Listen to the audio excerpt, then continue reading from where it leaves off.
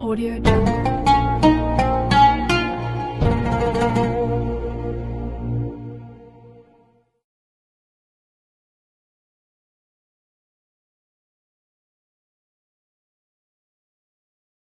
Bismillahirrahmanirrahim. Assalamualaikum warahmatullahi wabarakatuh.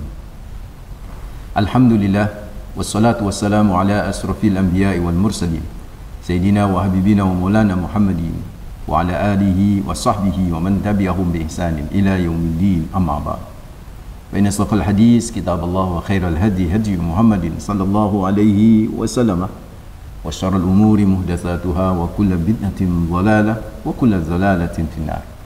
Allahumma anfa'na bima 'allamtana wa 'allimna alladhi yanfa'una wa zidna ilma. Allahumma inni a'udzu bika an adilla aw dhalla wa azilla wa zalla wa adlima aw dhalama aw ajhala yujala alayya wa sallallahu ala sayyidina Muhammad. Alhamdulillahi rabbil alamin. Ikhwatiddin hafizakumullah, saudaraku mitra muslim yang semoga Allah selalu menjaga kita, memberi berkah, rahmat, hidayah, bimbingan, keselamatan dunia akhirat. Amin ya rabbal alamin. Pertama, mari kita panjatkan rasa syukur kepada Allah dengan lisan selalu berucap hamdalah alhamdulillahi rabbil alamin. Yang kedua, tentu salam salawat terus kita persembahkan, kita basahi lisan ini untuk kita persembahkan kepada manusia terbaik, teladan abadi bagi kita, Rasulullah Muhammad sallallahu alaihi wasallam, dengan ucapan terbaik pula, Allahumma salli ala sayyidina Muhammad wa ala ali sayyidina Muhammad. Semoga salam salawat yang kita ucapkan diterima sebagai amal soleh dan kelak bisa menjadi syafaat bagi kita di hari akhir. Amin ya rabbal alamin. Mitra muslim hafizakumullah, kita masih melanjutkan kajian kita tentang hutang, apakah sebagai gaya hidup atau solusi dalam persoalan hidup yang menimpa kita. Ya, kalau menjadi gaya hidup, ya tentu itu sangat disesalkan. Biasanya orang kalau menjanjikan hutang itu sebagai gaya hidup, mitra muslim, biasanya itu ya sering berbohong. Kalau sudah kepotokan, ya sering berjanji tak ditepatinya, gitu kan. Ya sering ketakutan ketika yang nagih hutang itu datang, gitu kan. Ya karena sejak awal sudah menjadi gaya hidup, gitu kan ya, bukan menjadi solusi hidup. Sebenarnya saudaraku ikhwatiddin hafizakumullah, kemarin pekan yang lalu kita udah bahas ya, ayatnya panjang memang. Pembahasan satu ayat itu saja, bacanya dan terjemahnya saja itu sudah bisa satu season sendiri, itu kan ya. Karena itu saya tidak akan membacakan lagi, silakan merujuk, karena kajian motivasi Al-Quran ini kita menggali spirit motivasi Al-Quran. Silakan nanti mitra muslim merujuk ke surat Al-Baqarah 282 tentang yang berkaitan masalah hutang. Hutang itu dibahas hampir satu halaman sendiri, bukan hampir, satu halaman sendiri, panjang banget, seolah bahwa jangan sampai kita bermasalah dengan hutang. Kalau kita bermasalah dengan hutang, persoalan akan menjadi panjang, sepanjang ayat hutang itu sendiri. So, saudaraku mitra muslim hafizakumullah, kita lanjutkan bagaimana sebenarnya adab yang dari spirit itu, dari motivasi Al-Quran itu 282 itu yang bisa kita gali terkait dengan adab kita berhutang.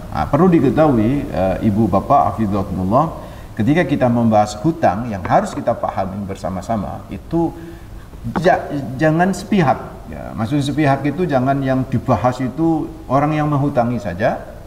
Ayo, menghutangi itu utamanya besar, hutangi saya, begitu kan.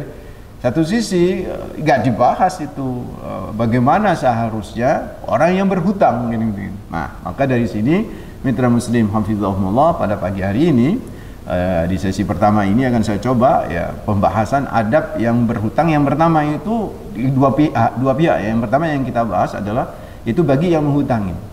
Dan memang bagi yang menghutangin itu keutamaan berhutang itu, menghutangi maksud saya, keutamaan menghutangin itu Masya Allah luar biasa. Karena termasuk menghutangin orang itu, menghutangi teman, menghutangi saudara, menghutangi dulur yang lagi butuh, itu bagian daripada pertolongan, bagian daripada care gitu loh, perhatian, bagian daripada kepedulian yang itu memang dianjurkan oleh agama kita, oleh Islam, oleh Rasulullah Muhammad SAW. Bahkan menghutangi orang itu ternyata lebih nilainya lebih tinggi daripada sedekah itu. Nilainya lebih tinggi daripada sedekah. Ini saya pernah baca dari sebuah hadis riwayat Imam Ahmad, Imam At-Tirmizi, Ibnu Hibban Itu disebutkan dari Anas bin Malik radhiyallahu anhu qala Rasulullah sallallahu alaihi wasallam ra'aitu lailata usriya bi ala babil jannah maktuban as-sadaqatu bi asyri amsalha wal qardu bi 18. Kata Rasulullah Muhammad sallallahu alaihi wasallam dari Anas bin Malik, Rasulullah pernah bersabda, ya, aku diperlihatkan pas waktu saya di mi'rajkan atau diisrakan, ya, ala babil jannah, ternyata ada pintu surga. Saya berada di depan pintu surga itu, aku melihat itu kan sebuah tulisan besar gitu kan, kebaca kan, berarti tulisannya besar. As-sadaqatu bi asyri amsalha, sedekah itu 10 kali lipat pahalanya gitu kan. Wal qardu bi 18, sedangkan menghutangi itu 18 kali lipat. Para ulama benar memberikan penjelasan, ya, kenapa kok menghutangi kan? Sebenarnya menghutangi itu kan juga bagian daripada sedekah juga, ya. Tapi menghutangi itu nilainya lebih tinggi sampai 18 kali derajat. Itu karena apa? Karena kalau orang menghutangi itu, ya, itu benar-benar dibutuhkan oleh yang nerima. Beda dengan sedekah. Kalau sedekah itu terkadang orang memberi itu kan, saat itu dia sudah makan. Ketika kita ngasih makan kepada orang, saat itu sudah makan gitu. Itu kan, ya. Ketika ngasih duit gitu, saat itu kita masih punya duit. Tapi ketika kita ngasih hutangan kepada seorang yang lagi berhutang, saat itu dia benar-benar nggak punya duit. Begitu kan. Makanya ini yang disebut dengan solusi hidup tadi, bukan gaya hidup. Jadi ikhwatuddin fiddin itu yang pertama, ya, yang luar biasa motivasi yang diberikan oleh Al-Quran dan hadis-hadis Nabi Muhammad SAW bagi orang yang menghutangi. Karena itu terus ada adab juga dari orang yang menghutang ini. Apa adabnya? Yang pertama, ya kalau kemudian akhirnya jatuh tempo orang yang dihutangin itu, yang berhutang itu harus bayar dan ternyata tidak memiliki kemampuan untuk bayar. Nah, adab yang bagus bagi yang menghutangi ini, pertama ini nggak usah nekan-nekan dulu gitu kan. Nggak usah nekan, pokoknya nek gak saiki saya tuntut, nggak usah dulu, kasihan. Nah, ini adabnya kalau Rasulullah itu, ya, coba ditangguhkan dulu, diberi kelonggaran waktu pembayaran. Ya, mohon maaf, ini juga nanti terkait yang berhutang itu kayak tangguh sepisah sekali, 2 kali, 3 kali, itu sampai berapa kali Pak Ustadz? Kadang-kadang akhirnya dijadikan apa, ya, dijadikan diambil enaknya saja sama yang berhutang itu, ya, akhirnya kemudian mending lagi, besok lagi, pekan depan. Nah, padahal ada, makanya nanti ada adab bagi yang berhutang kan, begitu gitu. Tapi bagi yang menghutangi ini, kalau melihat situasinya memang benar-benar dia yang dihutangin itu, yang berhutang itu ternyata tidak memiliki kemampuan saat jatuh tempo itu membayarnya, maka ya sebaiknya itu ditangguhkan, sebagaimana Rasulullah Muhammad SAW pernah bersabda, man amdara mu'asiran aw wada'a lahu adallahu Allahu fi dhillihi yawma la dhillah illa dhilluh. Kata Rasulullah Muhammad SAW dari Abu Hurairah, man amdara mu'asiran, barang siapa yang memberikan tangguh atau menunda pembayaran bagi orang yang kesulitan membayar hutang, kesulitan, ya, aw wada'a lahu, atau bahkan sekaligus membebaskannya gitu ya. Orang ini ngelihat orang ini kok ya susah gitu kan, ya, bayar berat itu kan, ya, ya ditangguhkan, atau awadhu atau kemudian dibebaskan, maka adallallahu fi dhillihi yawma la dhilla illa dhilluh. Allah akan memberikan nanti naungan di akhirat pada saat kiamat. Di saat naungan dari panas di padang mahsyar itu nggak ada saat itu, kecuali naungan atau payung dari Allah Rabbul Alamin. Ini dipayungin sama Allah di saat orang-orang lagi kepanasan. Masya Allah, luar biasa ini kalau kita mau menangguhkan. Atau yang kedua, kalau memang benar-benar tuh yang berhutang itu benar-benar kesulitan yang luar biasa, ya sudah, ya kalau memang benar ya kesulitan yang luar biasa, maka ya sudah, saudaraku ikhwatuddin fiddin, dibebaskan dan dianggap sebagai sedekah kepadanya. Sebagaimana ayat Al-Quran yang sangat terkenal kan, surat Al-Baqarah 280, ya, sebelum ayat utang yang panjang itu sudah dijelasin. Jadi kan ayat hutang kan 282, ini 280. Jadi 280 itu sama Allah sudah diberi muqaddimah itu kan, ya. Ya kalau bisa ditunda, tundalah. Kalau nggak bisa ditunda pembayaran itu, kalau memang dia kesulitan, ya dibebaskan. Dan itu anggap sedekah itu jauh lebih baik. Itu kan begitu. Wa in kana du'a siratin fanadiratun ila maisarah wa an tasaddaqu khairul lakum in kuntum ta'lamun. Itu surat Al-Baqarah 280 kan. Dan jika orang yang berhutang itu dalam kesulitan, maka berilah tangguh ila maisarah, ya, sampai ada kemudahan bagi dia untuk bisa bayar. Tetapi kalau dia akhirnya nggak bisa, terus minta tangguh, berarti kan memang benar-benar nggak bisa, ya, benar-benar nggak bisa. Bukan karena cari enaknya saja ini bagi yang berhutang. Maka wa an tasaddaqu khairul lakum in kuntum ta'lamun. Kata Allah Rabbul Alamin, kau anggap itu sebagai sedekah, kau bebaskan. Cuman begini, Mitra Muslim, Bang Abdul Qahar, jadi cara membebaskan hutang dan menjadikan sedekah itu bukan begini. Bukan begini. Misalnya, mohon maaf, Bang Abdul Qahar ada hutang sama saya. Terus kemudian saya tagih, ternyata, maaf Ustadz, ini masih belum ada. Maaf Ustadz, akhirnya saya bilang begini, ya sudah, nggak usah bayar, saya anggap sedekah. Gitu. Itu bisa seperti itu, tetapi nilainya kurang tinggi. Kalau tinggi itu gimana? Kalau tinggi itu ketika orang itu sudah nunda-nunda, belum, terus akhirnya dia punya duit, terus dia mau bayar tuh, bayar ke saya misalnya, Bang Abdul Qahar tuh bayar ke saya langsung, saya terima itu duit, terus saya kembalikan lagi itu duit. Itu kata para ulama, dan itu yang dimaksud oleh ayat wa antas saddaqu khairul lakum in kuntum ta'lamun. Kenapa nilainya tinggi? Karena orang itu kalau sudah dapat duit, berat untuk mau mensedekahkan. Beda dengan misalnya kalau Bang Abdul Qahar, Pak Ustadz, saya besok lagi terus saya masih belum bisa. Ya sudah, saya tak anggap sedekah. Itu kan kayak orang putus asa aja, itu bisa jadi. saya sudah rasa putus asa, ya sudahlah. Saya anggap aja sedekah, kan begitu. Itu bagus. Tapi nilainya itu jauh lebih bagus kalau orang itu bayar dulu, diterima itu duit, terus baru kemudian diberikan. Wah, itu yang wa anta saddaqu khairul lakum in kuntum ta'lamun. Itu saudaraku, ikhwatadina fizakumullah, ini berbicara pada pihak yang menghutangin, adab-adabnya. Bagaimana dari pihak yang berhutang, ya, jangan merasa wah di atas angin kan begitu kan bagi yang berhutang. Nanti bagaimana bagi yang berhutang? Bagi yang menghutang, ya. Baik, sekarang bagaimana bagi yang berhutang? Nanti pada sesi yang kedua akan kita bahas. Ya, jadi Mitra Muslim, kita coba lanjut. Tadi yang menghutangin itu semangat, motivasi yang diajarkan oleh Allah dan Rasul kepada orang-orang yang menghutangin supaya gemar menghutang.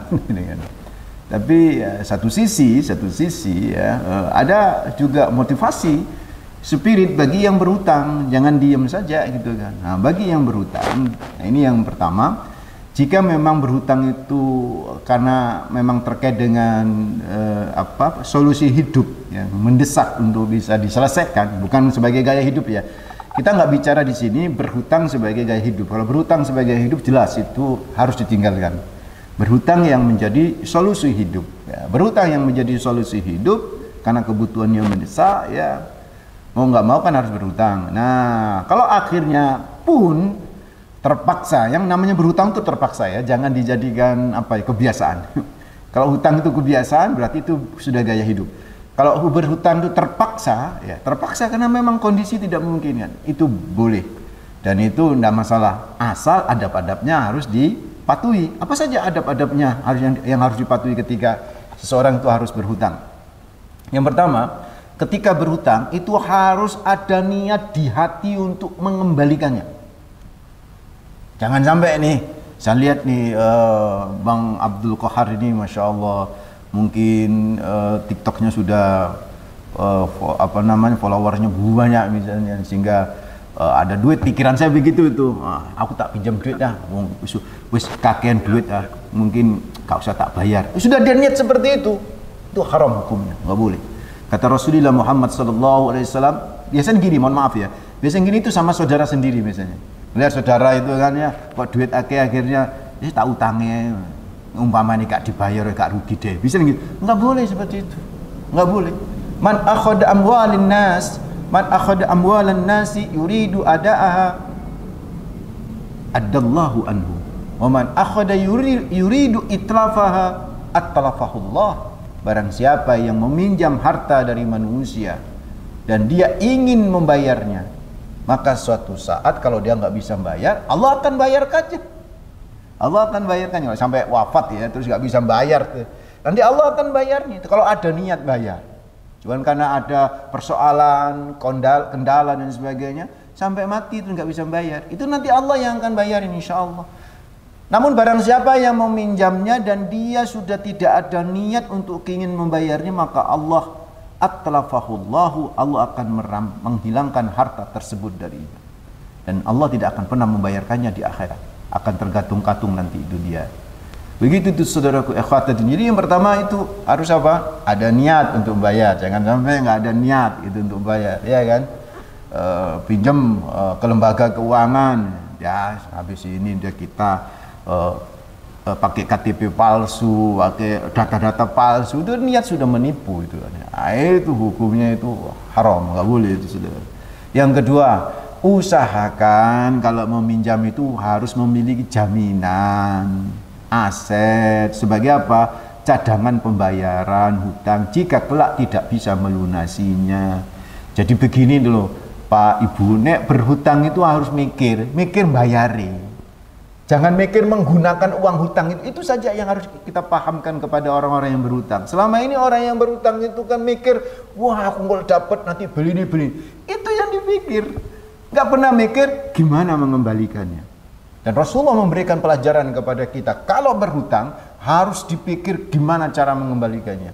Maka Nabi pernah berhutang ya, ishtaratu aman min yahudiyin ila ajalin farahanahu dir'ahu. Kata Rasulullah Muhammad SAW, Nabi itu pernah membeli makanan dari orang Yahudi. Nabi berhutang itu. Dan Nabi kemudian melepaskan dir'ahu. Dir'ahu itu baju besi beliau untuk jaminan. Engkau nek kayak iso bayar PN, ngono bahasa begitu gitu. Itu artinya apa? Bahwa yang namanya berhutang itu yang harus dipikir adalah cara membayarnya. Sehingga jenengan maaf ditawarin oleh lembaga keuangan syariah atau apalah itu kan. Wah kok enak terus hutang. Enggak mikir gimana bayarnya. Nah, haji boleh enggak berhutang? Boleh. Selama ada yang bisa untuk bayarnya. Misalnya dia punya aset, dia punya gaji per bulannya itu sekian. Wah, ini kalau dihitung karena untuk pelunasan sekarang kan sudah mau musim pelunasan haji, Bang Abdul Qahar. Sampai pertengahan Februari ini insya Allah ada pelunasan haji. Pas waktu pelunasan, aduh nggak ada uang cash misalnya. Nah, boleh pinjam saudara gitu, nggak ada masalah. Asal dia punya jaminan gitu kan. Jaminan apa nang dulur itu. Aku ini ada apa namanya, ada gaji saya ini rutin yang dalam 1 tahun ini bisa nanti saya serahkan kepada Anda. Itu harus ada jaminan atau ada aset dan sebagainya. Itu harus ada jaminan supaya apa? Supaya itu benar-benar ada apa namanya? Ada keseriusan untuk membayarnya, bukan keseriusan berhutang. Ini kadang-kadang orang serius berhutang tapi gak serius membayar. Ini persoalan yang sangat sering masif di tengah-tengah masyarakat kita. Yang ketiga gimana caranya? Ya, yang ketiga ya kalau nggak ada aset yang lain yaitu piutang.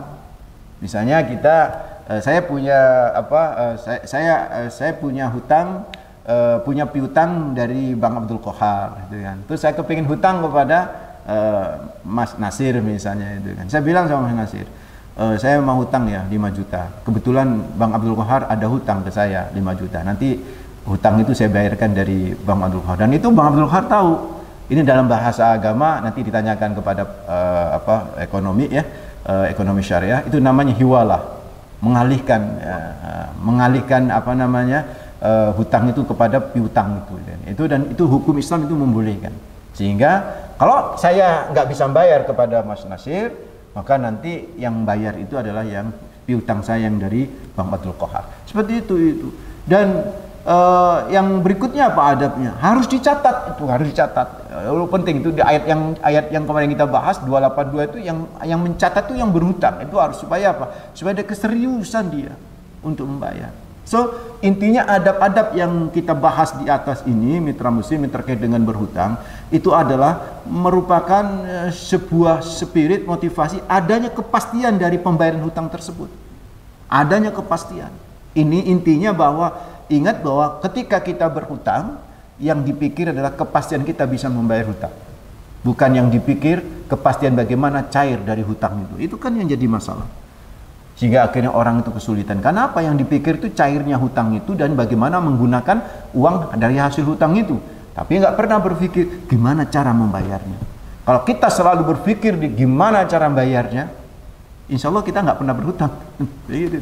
Itu saudaraku ikhwatadina fidzakumullah. Mudah-mudahan ini bisa menjadi spirit motivasi bagi kita untuk hati-hati terhadap persoalan hutang. Yang ada di Sidoarjo. Ustaz, bagaimana kalau ada orang yang berhutang selalu ditagih berkali-kali namun tidak pernah ditanggapi dan selalu janji-janji terus?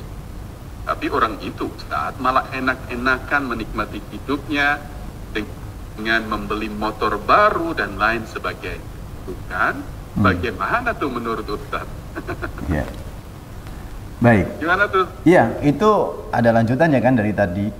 Jadi intinya kan semua adab-adab tadi itu terutama bagi yang berhutang untuk selalu berniat untuk membayar itu ada kepastian gitu kan. Karena kalau tidak membayar, padahal dia memiliki kemampuan untuk membayar, maka kata para ulama dia termasuk orang yang zalim. Sebagaimana hadis Nabi Muhammad, matul ghani zulmun, memperlambat pembayaran hutang untuk orang yang mampu membayarnya adalah sebuah kezaliman. Dia punya tapi ditunda digunakan yang lain, itu sebuah kezaliman. Sebagaimana kita bahas beberapa waktu yang lalu, ada waktu zakat dan ada waktu jatuh tempo berbayar hutang. Dahulukan hutang. Nggak boleh kemudian kita bayar zakat padahal kita dalam saat itu masih punya hutang dan sudah jatuh tempo kan begitu kan. Itu zalim, dan zalim itu adalah haram kan begitu. Terus yang kedua nih, perhatikan bagi orang yang nggak bayar hutang padahal dia memiliki kemampuan untuk bisa bayar hutang. Kalau dia wafat, maka tokoh-tokoh masyarakatnya tidak wajib menyolatinya. Sebagaimana yang dilakukan Rasulullah Muhammad SAW ketika ada jenazah datang, ini hadisnya panjang ya. Ada jenazah datang, kemudian dikasih tahu, ya Rasulullah, ini tolong disolatin ini. Nabi tanya, dia punya harta enggak? Ada. Dia ada hutang enggak? Ada. Dia bayarkan hutangnya itu kan. Dia punya harta enggak? Ada. Dia punya hutang enggak? Punya hutang dan dia belum bayar hutang, belum. Ya sudah, kalian sholatin. Nabi enggak mau sholatin. Sampai ada seorang sahabat, ya Rasulullah, saya yang akan nanggung hutangnya. Maka Nabi baru mensolati. Sehingga ini menjadi pendapat para ulama bahwa boleh seorang ulama atau kiai atau tokoh di situ tidak menyolati orang yang terkena kasus pinjol. Ya, nggak bayar-bayar gitu kan ya. Itu saudaraku ya. Kalau begitu risikonya kalau nggak bayar hutang gitu. Itu kurang lebih, nanti kita lanjut lagi. Mungkin ada pertanyaan. Ada penelpon yang begitu sabar menunggu, kita sapa. Assalamualaikum. Waalaikumsalam warahmatullahi wabarakatuh. Pak Sodikun yang ada di Krian, silakan. Waalaikumsalam warahmatullahi wabarakatuh. Hutang itu kan harus dibayar dan dilunasi. Tapi kalau yang saya lihat di masyarakat dan di negara kita, hutang itu semakin lama bukan semakin dilunasi, tapi semakin naik, semakin hutang itu naik. Itu sudah sudah umum di negara kita ya juga begitu. Setiap presiden punya hutang, setiap presiden 1, 2, 3 punya hutang semua. Semakin lama semakin meningkat. Terus dibuat nyaur itu bagaimana? Terus kalau orang secara pribadi yang saya lihat di masyarakat itu banyak yang meningkat. Makin lama semakin stres, akhirnya stres meninggal dunia. Terus bingung. Itu kalau di masyarakat. Kalau di negara semakin lama semakin naik, akhirnya karena terjual. Siapa yang bertanggung jawab itu? Apakah kita? Kalau pribadi itu kan tentu kita. Apakah kita nanti kalau punya hutang terus kita nyaur, apakah amal perbuatan kita itu diambil sehingga kita itu jadi bangkrut? Itu bagaimana? Terima kasih.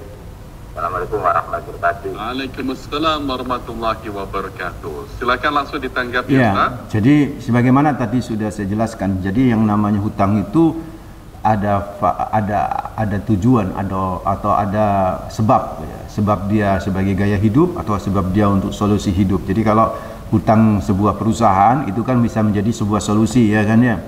Rata-rata perusahaan pasti berhutang kan begitu kan ya.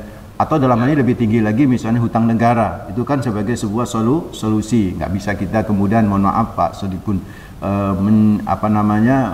mengecilkan ya. Bisa jadi hutang negara karena memang negara dalam hal ini butuh duit untuk pembangunan bla bla bla macam-macam, selama nggak dikorupsi gitu saja ya. Selama nggak dikorupsi maka itu sah-sah saja secara Islam, dan itu bagian daripada solusi hidup, bukan gaya hidup gitu kan ya. Ya tiap kepala negara pasti nanti akan menambah hutang, tapi kan tetap harus dibayar hutang itu ya oleh negara itu melalui pajak-pajak kita. Oke. Itu yang pertama. Yang kedua ya, kalau kita kemudian sudah berhutang dan niat untuk membayar hutang ya, tetapi ternyata qadarullah kita belum ada kemampuan untuk membayar hutang, padahal dia kepingin bayar hutang terus sampai wafat gitu kan ya. Maka insya Allah nggak masuk kategori muflis gitu kan. Sebagaimana tadi di hadis yang kita bahas tadi di awal ya Pak Sadigun, barang siapa yang man akhada amwalan nas, barang siapa yang mengambil atau berhutang kepada manusia, yuridu adaaha addallahu anhu. Kalau dia punya niat untuk membayar, maka suatu saat kalau dia wafat sebelum bisa sempat bayar, maka Allah akan bayar nanti dulu di akhirat. Artinya tapi tetap ahli waris bayar ya, kalau ahli waris ada itu kan. Cuman sama Allah di situ tidak dibuat terkatung-katung. Berbeda dengan orang yang sudah sejak awal niatnya apa? Tidak mau bayar gitu kan. Maka kalau dia wafat nggak perlu disolatin oleh tokoh ya, tetap disolati oleh masyarakat karena itu fardu kifayah. Seorang tokoh kemudian memberikan pelajaran, boleh nggak menyolatinya. Itu kurang lebih seperti itu Pak Sadiqun. Wallahu a'lam. Baik, saya beralih menuju ke Bu Wati di Surabaya. Ustadz, saya punya teman yang berhutang kepada saya, dia malah blokir WA saya Ustadz. Dan sampai sekarang dia gak bayar hutang. Dia seorang, profesi nggak saya sebut ya, dan masih aktif bekerja. Dan satunya lagi, tetangga depan rumah nih Ustadz, dia punya hutang sudah 6 tahun lebih belum dibayar. Kalau ditagih banyak alasan, padahal dia punya apotik di rumahnya. Dan nagih seperti orang ngemis Ustaz.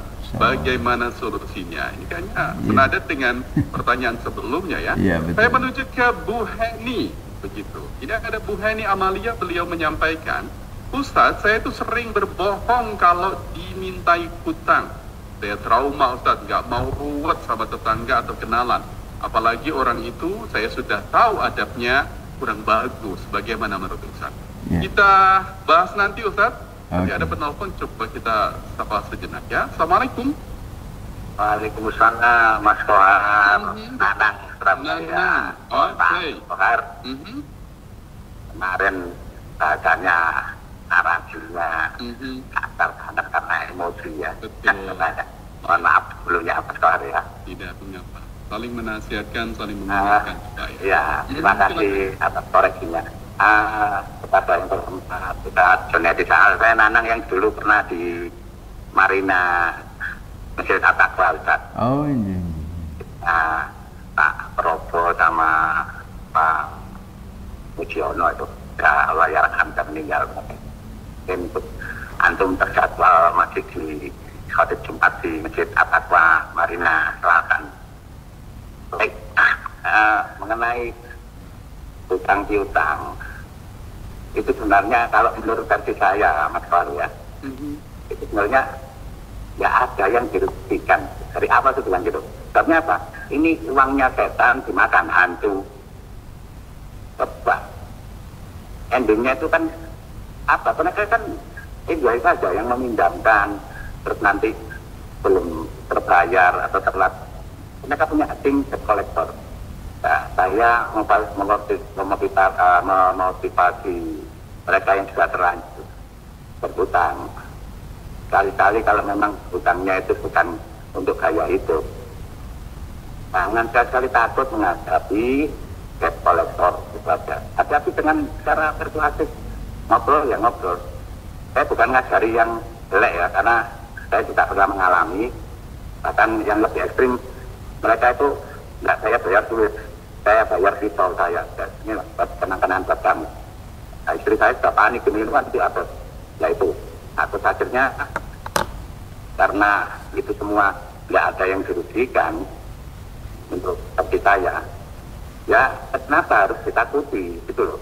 Ini kan pembelajaran yang efektif, jadi bukan memberikan pelajaran untuk pintar berhutang ya. Nah, itu kan nggak baik juga. Jadi kali-kali. Halo.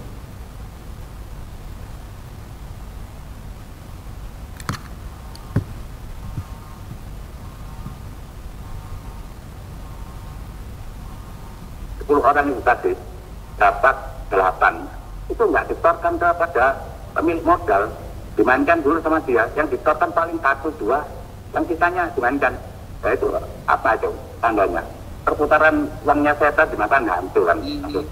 Jadi ini apa namanya paradoks ya. Mungkin Ustaz Junaid Sahal bisa memberikan pencerahan dalam hal tersebut. Assalamualaikum warahmatullahi wabarakatuh. Assalamualaikum warahmatullahi wabarakatuh. Terima kasih Pak Nanang. Ya, mitra muslim, tadi kita sudah mencatat dan juga mendengarkan ada Pak Nanang yang terlibat dalam diskusi kita. Sebelumnya juga ada satu pertanyaan yang disampaikan oleh Ibu Hani. Tadi beliau bilang, Ustaz, gara-gara nggak mau ribut, nggak mau ribet, nggak mau drama dengan rekan-rekan begitu ya, kalau ada yang datang mau berhutang, saya lebih memilih berbohong ya Ustaz, gak ada duit untuk keperluan ini itu dan lain sebagainya begitu.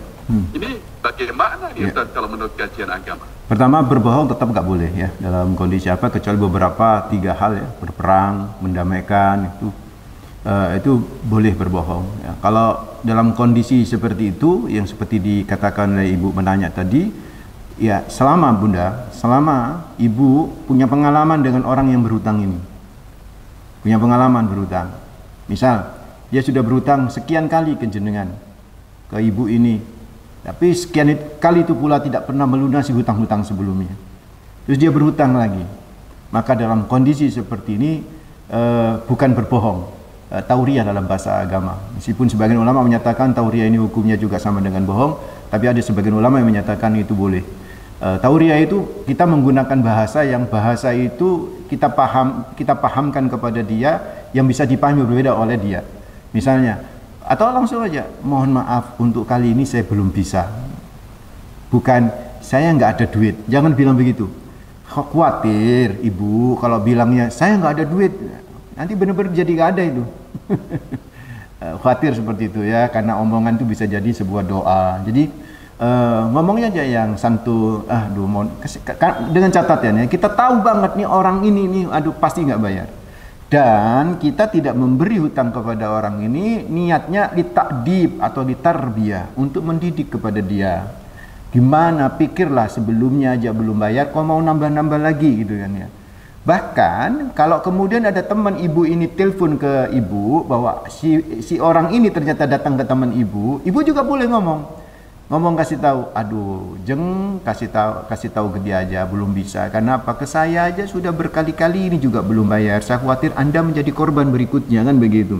Jadi boleh hal seperti itu kita lakukan saudaraku, tapi gunakanlah bahasa atau diksi-diksi yang tidak membuat Allah murka ya, yang diksi-diksi yang membuat Allah ridho lah kita harus pakai itu. Misalnya saya belum bisa, ya saya ini masih fokus kepada yang lain. Jadi seperti itulah bahasa-bahasa yang baik untuk digunakan. Kurang lebih seperti itu ya. Terus Pak Nanang tadi, sekaligus saya komentari Pak Nanang ya. Setelah itu saya closing ya. Nanti konsultasi tetap kita akan buka lagi masalah hutang ini di pekan berikutnya, insya Allah. Jadi begini Pak Nanang, memang tidak ada yang dirugikan. Tidak ada yang dirugikan ketika sudah bisa bayar. Itu pasti tidak ada yang dirugikan. Namun kalau tidak bayar pasti ada yang dirugikan. Gitu loh masalahnya. Yang dirugikan siapa? Yang punya duit. Itu pasti gitu loh. Jadi yang penting ketika kita berhutang itu niatnya cuma satu, ingin bisa bayar. Bukan hanya ingin menggunakan uang hutangan itu. Selama ini ngapunten di sebagian masyarakat kita, ya nggak semua ya, sebagian masyarakat kita itu kalau berhutang itu mikirnya gimana saya bisa menggunakan uang ini, untuk untuk itu. Misalnya mau beli rumah, gimana saya bisa membeli rumah. Enggak dipikir gimana setelah bisa membeli rumah, bayar hutang itu. Itu yang harus dipikir. Jadi itulah kata Rasulullah Muhammad SAW, orang kalau benar-benar niatnya itu ya, man akhada amwalin nas fa'ada'aha addallahu anhum. Kalau kemudian dia niat untuk mau membayar, maka Allah nanti akan membayarnya ketika kita tidak memiliki kemampuan untuk bisa membayar dan sampai kemudian kita wafat. So, mitra muslim hafizahullah, memang persoalan hutang, pinjam, baik yang pinjam offline, pinjam online, itu memang persoalan yang sudah menjadi bagian tak terpisah dari darah hidup manusia itu kan ya. Yang terpenting kita harus tata niat saja. Apakah ketika kita berhutang itu niatnya untuk solusi kehidupan, persoalan kehidupan kita, atau justru menjadi gaya hidup kita untuk bisa menarik orang lain supaya kita dianggap orang yang mampu. Kalau itu kita dilakukan, sudah tentu nanti susah untuk membayarnya, dan itu tidak diridhoi oleh Allah Rabbul Alamin. Mudah-mudahan bermanfaat. Kita lanjut pekan yang akan datang masalah hutang. Aqulu qouli hadza fastaghfirullah innahu wal ghafurur rahim. Assalamualaikum warahmatullahi wabarakatuh.